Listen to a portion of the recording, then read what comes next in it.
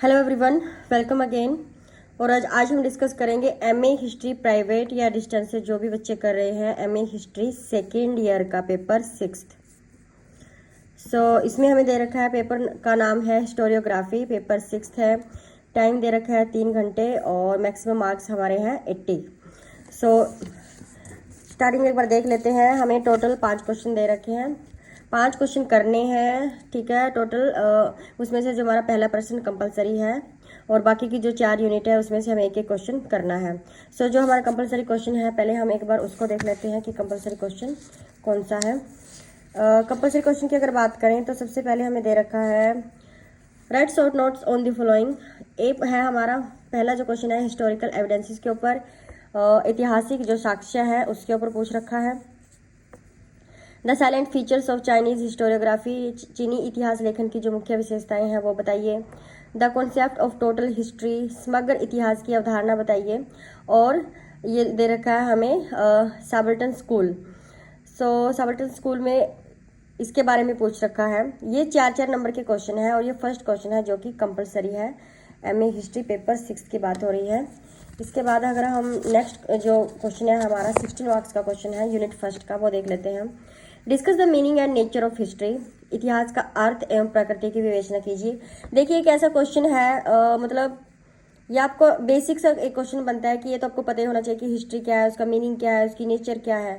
तो अगर इस तरीके का अगर क्वेश्चन आता भी है तो ये बेस आपका क्लियर होना चाहिए डेफिनेटली कि आप अपना पेपर में अटेम्प्ट कर पाओ।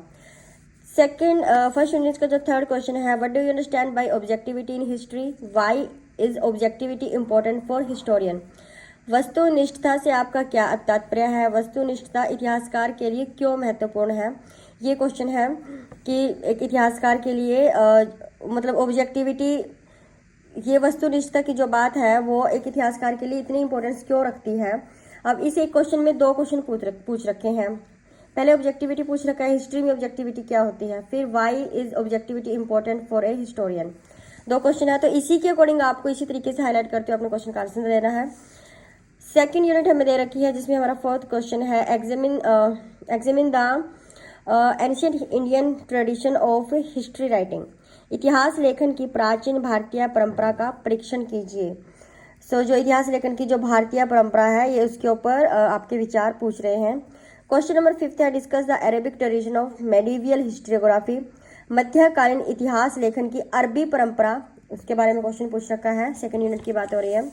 अगर हम बात करें थर्ड यूनिट की तो हमें थर्ड यूनिट में दे रखा है throw light on the idealistic approach to history with special references to WGF Hegel.